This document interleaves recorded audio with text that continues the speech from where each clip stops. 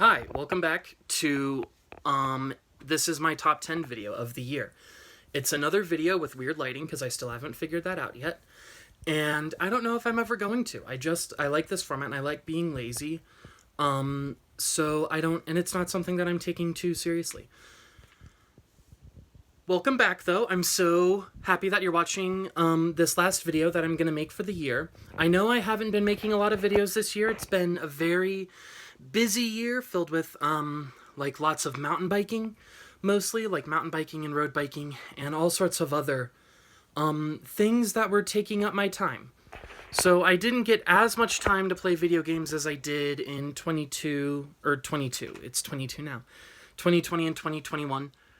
But I played 11 games, 11 new games to credits. And so those are the ones that I think I'm going to talk about. There are a few games that I've played that I didn't get to credits, so I'll talk about them now. I'm playing Pokemon Scarlet right now. I'm all caught up and like in that Pokemon frenzy and kind of going for it. It's died down a little bit recently, actually. Like a week ago, I was like, yes, I'm super into it. But I just house sat, and I was determined to not play video games while I house sat. And it was only for 4 days. And so did I not play any? Yeah, I didn't play any video games. Yeah, while I house sat, and so that kind of took me off the rails. And so I finished reading Call of the Wild. Finally, started it in fifth grade. I finished a book that I started reading in fifth grade. I'm 29, and I finally finished that. A few years ago, I decided I was going to finish all the books that I didn't finish when I was in school. And life has been so mentally taxing on me that reading more grown-up books written for an adult audience like gives me a headache and I can't focus. So going back and reading kids' books it's good, or books that were written with a kid audience in mind, maybe is a better way to put it. That it helps. It really helps, just because you're still reading, right? And there's still stuff to think about, even though it's simpler, it's easier to approach, so it makes reading a lot more doable. But all that aside, so I've kind of fallen off Pokemon Scarlet a little bit lately. Same thing with Mass Effect. I got Mass Effect on the PS Plus trial. It was one of the games for December. So I booted that up and have been streaming it. You can find me on Twitch and see if they've recorded the videos of those. I don't know if I'm big enough on Twitch for those to be auto-recorded and still there. But that's the thing, you can go on Twitch. I'm Matt Dr. Walsh on Twitch. And follow me there for when I do stream PS5 games. That's my setup right now. I need to get headphones and a mic to plug into my controller because there's feedback otherwise, and I like being able to hear the game. So right now my stream is kind of living with feedback. Sorry. But if you like me, that's something that I do where you can see me on a more day-to-day basis. But I haven't finished that either. I'm not really that far into it. It hasn't quite hooked me, honestly. I'm interested enough where if it was like a thing where I was like I owned it and I wasn't playing through a bunch of other games, it could definitely be a game that I focus on. But there's other stuff that's in my head and like in my time space. So I don't feel like I have to focus on it, so I've not gotten to the point where it scrapped me. Other games, so at the end actually of last year. So it was a little bit, I'm past the anniversary of when I started Bravely Default on 3DS. And I had resolved that I was going to beat it this Christmas break, and I still might. I don't know though. It could happen, but I don't know. I'd like to. I liked it. I was enjoying it. It was really good. I like JRPGs, and I was liking this one. And I think I made a predictions video of Bravely Default. I'm not sure. I also started X2 Wolverine's Revenge for the GameCube and got to a boss fight that was stupid. So not finishing that.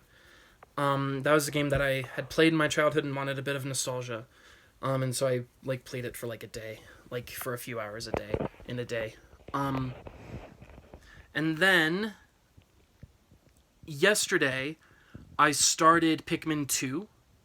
again, I don't know if I'm gonna finish that. That's a thing where I'm like, I think I'm really craving like game comfort food, because like before that I booted up Pokemon Coliseum, and I was like, I'm just gonna start a new Coliseum, which that's a fairly video gamey comforty foodie type thing.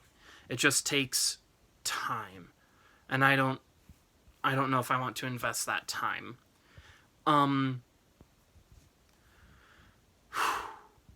Thinking. So I saw that there were some Pokemon in that game actually from a friend of mine that a friend of mine had traded over. So I moved those over to my Fire Red cartridge, and was like gonna start Coliseum, and then I was like, no, that just seems too much. So I started Pikmin 2 instead. Like Pikmin, I feel is a fairly go-to comfort food. I was thinking about Sunshine. The thing that's been stopping me on Sunshine is I am one shine away from 100%ing it, and it's the lily pad shine. And I don't see, like, it's hard. It's a pain, and I haven't finished yet. I haven't done it yet. It's awful to get to. It's awful to complete. Like, I just want to go and get like 1,000,000,000 lives, like find all the 1-ups I can possibly get. And then like do it. But it's a pain. All of you who've done it, you know it's a pain. And I'm fine not doing it. It's noon. I don't know if you heard that. I have a reminder telling me it's noon, because that means I can start eating. Okay. And then there's one more game. So Pikmin 2, I haven't beaten it yet, right, this year. So it's not one that I think I would count. And then I'm like, I can't think of other games that I've like beaten in the past that I played this year. I haven't really been trying to like revisit games. That's always something that happens when I'm like, I need something comfy. You know? That's when I revisit games. Onto the list. So there are actually 11 games that I have gotten to credits this year. And I've gone and ranked them, and I can talk about them for a little bit.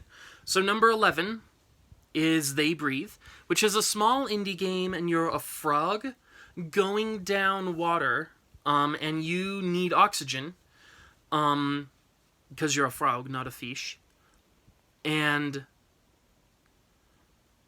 wow.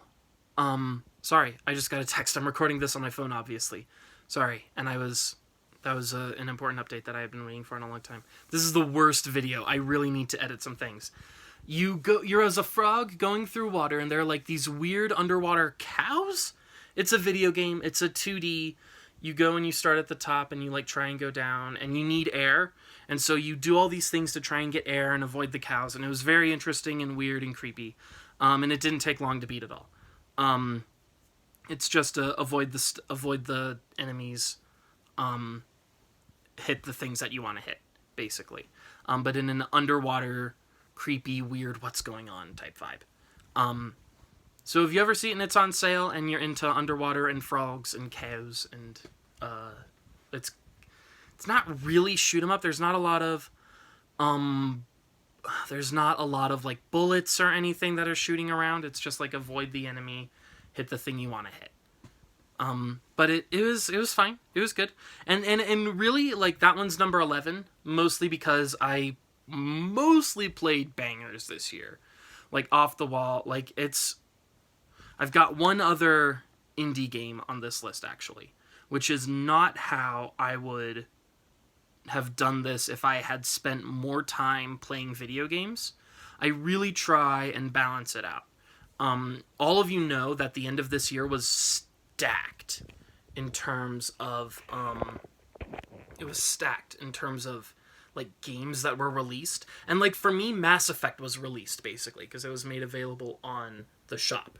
So add to Scarlet and Ragnarok and Bayonetta 3. And I didn't play Sonic, but like that released at about the same time. Add Mass Effect to those, and that's kind of telling you of what a little bit of what's going on. So, all right, my number 10 game, it was Slender: The Arrival. I played this in October while I was house sitting, and it was good. I played it on the normal difficulty. That's normally what I go for. I try not to go too hard because I know I'm not very good at games, and I don't have the desire to sit down and hash it out and play the patient game. But I played Slender: The Arrival, and it was good. It was a game. I liked it.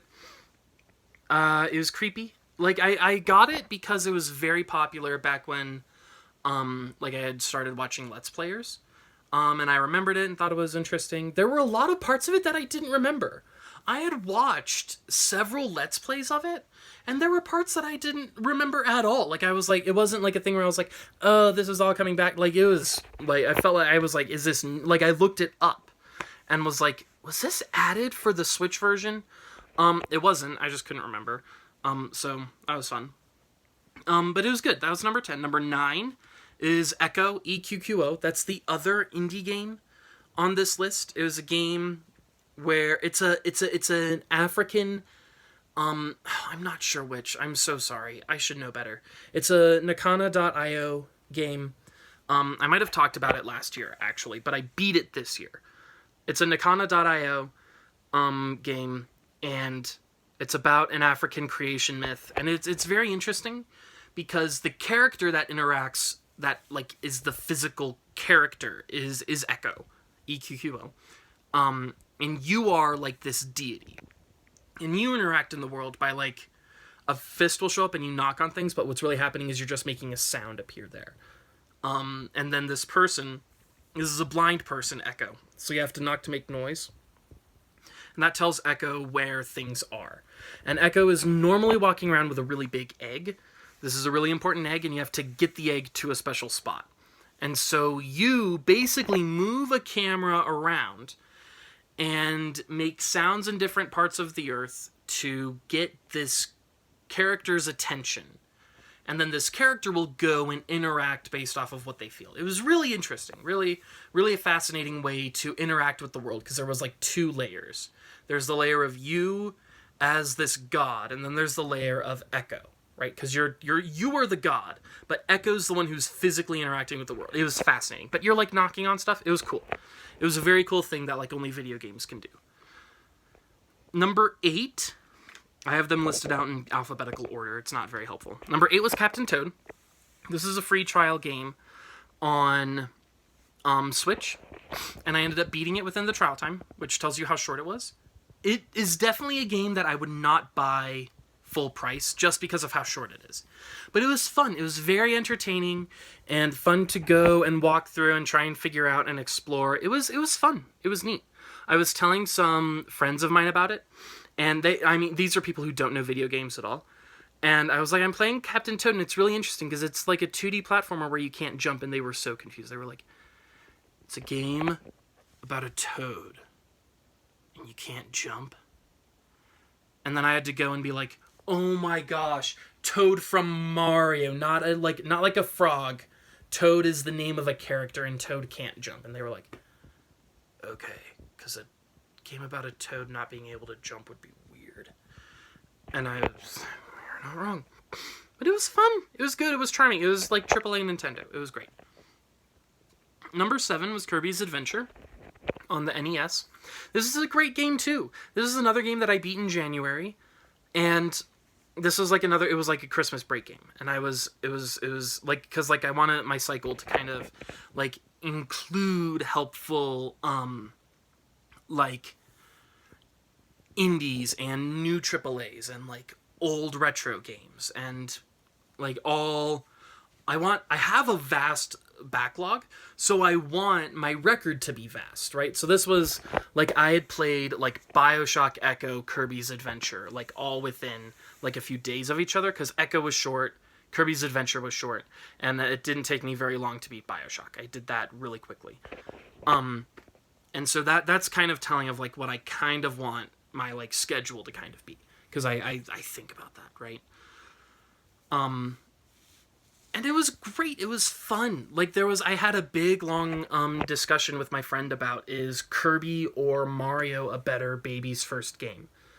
Like the very first Super Mario Bros. Because this friend of mine and I had played both, and it was definitely a thing where I was like there's a part that feels like Super Mario Bros. Would be the better baby's first game, because you run, you jump, you dash. Right? And I don't think I'm forgetting anything. And you can, you jump and you can time all of your jumps, right? And so there's really only two things with nuance to the two things. With Kirby, there's a lot more of them. But with Kirby, there's not as many holes to fall through. You don't have to be as precise with the movement. So it was a whole long discussion. It was very fun, very fascinating. And it was my first Kirby game. And now I want to play more Kirby games. So it did its job, and I really quite liked it. The only thing that was not great about it, so I played this on the Switch Online membership thing, is that in the original game, this would not have been super fun, because the very, very final boss is one of those final bosses where you have to do a very specific thing in a very specific way that's fairly difficult, and if you don't do it, you have to go and fight a first boss that was before that, right? Because this has a secret hidden final boss that you weren't expecting. And in order to... So, it just... I rewound. It was definitely a game where I'm, grateful for the rewind feature, because, having to go through and do the boss fights. So maybe I'm not a good old school gamer. Would have been maybe a lot more accomplishing if I did it the original way. But I didn't... I had the time, but I didn't want to. It's good though, and on the Switch online membership thing, NES emulator, it's really good. I probably misspoke there. I don't know if it's an emulator or a mod. I am really not knowledgeable about that type of stuff. I apologize. You can tell me in the comments if you so desire to make that correction. Next up, number 6 was Amnesia: The Dark Descent. This is a game that I had started, and then I started biking. And then I stopped. And then I started again way later. So, this game is I remember the second half much more clearly. This game is a horror classic, but it didn't really work on me. Almost any game where I start out and it's first person and I have to go and figure out the camera, and darkness and things like that, is going to be clunky. I say it didn't work on me. I mean it didn't work on me in terms of scaring me. Most of the things that were just scary mostly ended up frustrating me in the long run. For example, there's the water part, the very first water part, where you have to jump on the boxes and distract the thing that's in the water. And I mean, okay, I'm correcting in my head as I said things. Really, when I said first half, second half, I mean there's I remember basically the first half kind of, and then I remember the part where you get to the guy in the dungeon and you cut off his head, right? You kill him to free him, which is actually very end game. There are a lot of things like that. But so that thing, it wasn't really scary. It was definitely tense at first, and then it got to a point where I was like, okay, just get me, I don't mind. The monsters weren't that scary to me. It was just a thing where I was like, okay, go and avoid them. They didn't really make a sense of feeling of dread or anything. And I'm not sure why. Honestly, I'm not sure if it's me coming into it after I love Alien Isolation, right? I love Metroid Dread. I love Metroid Fusion. Those are all games that have a scary monster hunting you type thing. And so I wonder if coming out of those, I just don't get super spooked by it, you know, and it just ends up being a thing where I'm like, okay, I can avoid you and I'm good to go. Maybe if I played it on a harder difficulty, it would be scarier. I'm not sure. But it might just get frustrating because it would be a thing where I'd be like, oh my gosh, I thought I was avoiding you. How did you see me? You know? The prison part was fun. Especially at the beginning when you get used to it and you're just running around and it becomes like a thing to get through. But it was good. It was a very atmospheric. Like, it was definitely worth it for running around in the world with that atmosphere. I'm definitely into that. Number 5 is Bayonetta 2. It was good, it was fun, it was even better than Bayonetta 1. They got rid of the, insta-deaths. One thing is that I don't know why I was expecting it to be very different from Bayonetta 1. Like, I wasn't expecting the still image story progression things. And, I don't know why, but I also wasn't expecting the, card episode things. I don't know why. My brain thought that it would be different. And I was very foolish. But, no, and it was good, because it was a lot and it was better. And we got to see, Rodan do his thing. His line, I don't need to explain the finer points of fucking shit up to you, has stuck with me. Even till now, after I've played it. Bayonetta 2 is a game that I played more recently. I played it, the week before Bayonetta 3 dropped. So, Bayonetta 3 dropped, so I played Bayonetta 2.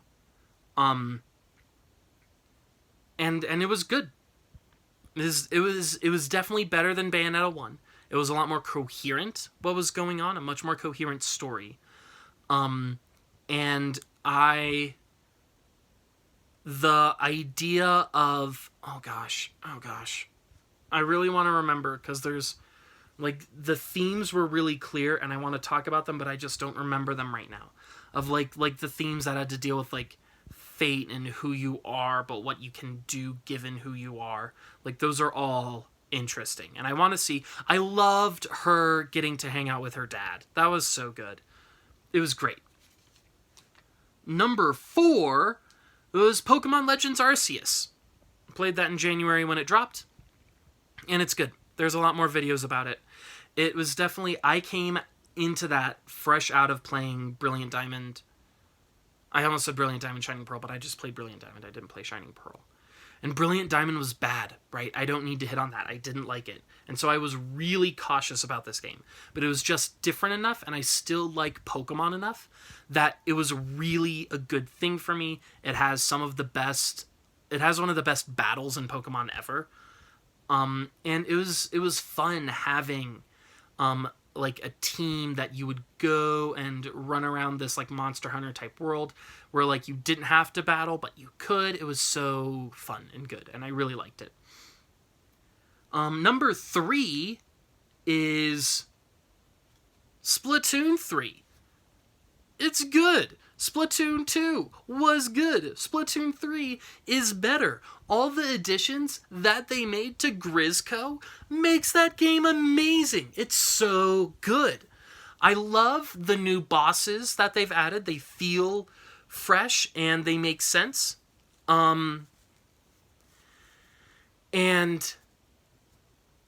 I just got another text and I'm totally responding to that in my head. I'm so sorry. I'm talking about Splatoon 3 and Salmon Run, and adding Kohozuna is so good, being able to throw eggs is so good. It makes it all so much more dynamic and interesting. They were really smart. All of the changes that they made feel really good. Now playing it, I like that the specials are fire and get done, because now you kind of go back to playing your weapon, right? And that feels good, even if it's not as many of them are playing your special. I miss Splashdown, and I don't know why it didn't get to stay. Maybe because it was on a lot of weapons, but Inkjet was on a lot of weapons. It's not on a lot of weapons now. It's only on 2, but I don't know. It's good. The single player is great. The final level took me 5 hours. The final, secret level, not the final boss, the one after you beat the final boss when you beat all the missions. Took me 5 hours. Felt good. It was not good. I thought that it would be so much faster than that. It was bad. But definitely a good challenging level. Number 2 is BioShock. That was another game that I played in January, forever ago. And this was a game that I was playing and I was like, this is a video game. This is what the medium can do. It felt good and fun, and I just like couldn't put it down. I wanted to pick it back up and keep going. Everything was so detailed, but like, we know BioShock's a masterpiece. I'm pretty sure I made a video talking about BioShock being a masterpiece, because it's great, right? And it like asks the deep questions. It was so good.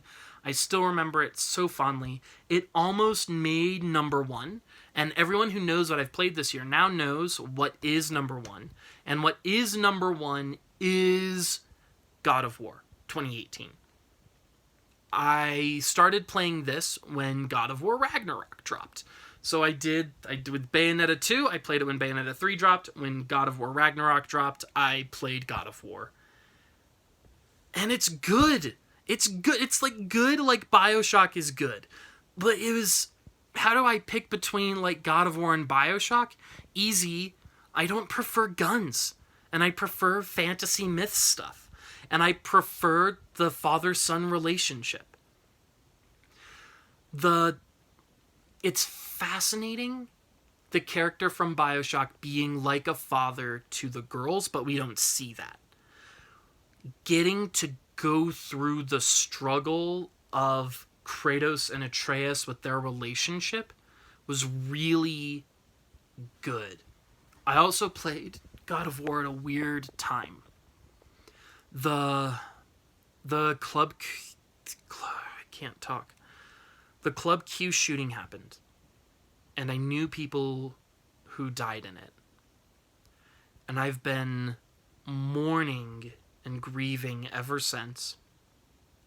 And playing a game where you are a man who is mourning and grieving the death of his wife, and also coming to terms with all the death that you caused and working through that, was really, really interesting. Kratos talks about being disciplined and focused all throughout the game. And that's what makes him capable. One of the best things about playing God of War is that Kratos really feels capable. There aren't very many things that happen where you're like, we can't do this. It's definitely like I can't wait to see how we do this. And I felt helpless. I felt helpless and alone with this shooting. And so playing God of War, where the character is saying you have to be disciplined and focused, and that's how you can work through grief, it felt like a good starting point. It's not like a final answer. It's not very satisfying personally, but it's something that I can go and see and listen to and be like, yeah, that makes sense and that's wise. And so this next year, I'm going to be going through a lot of life changes. And I'm still grieving and hurt and going through all of that since the shooting. And I'm not sure what it looks like for me to be determined and focused. But I want to be that going into this next year. And I want to be able to remember it. I'm really bad at remembering when I start out years how I want to be throughout them. But having determination and focus, they're not things that I'm good at. My brain actively works against them. And so I'm not sure what it looks like to work on them. I've started by making my space more habitable. And I'm going to go, and hopefully in 2023 I'll be determined and focused. And that will help it work out. And honestly, I hope things work out in your 2023. Thanks again for watching this video. I know it got personal and really heavy at the end there. That's why God of War is my favorite game this year, though, because it meant a lot to me. It happened to hit at the right time of my life. And that's what video games can do. That's what's so good about, like, that's why we have favorites, because they'll hit at the right times doing the right things, right? Like, the same thing happened with the Octo expansion. Back when I played that years ago, I was in a really low spot, and it felt like a game where, like, by doing things you can overcome and get out of your circumstance into a better circumstance. And I needed to hear that. And I feel like I needed to hear what God of War had to say when I was playing it. Yeah, thanks for watching. It's been rambly, and I'm so grateful that you watched. I hope that you have, again, it's New Year's Eve. I hope that it's really good New Year's Eve for you. I hope that you have a wonderful time in this upcoming year. I hope that you're able to spend so much time with your loved ones, and that you're able to enjoy them and be present with them. I think you're all great, and hopefully I'll be making more videos soon.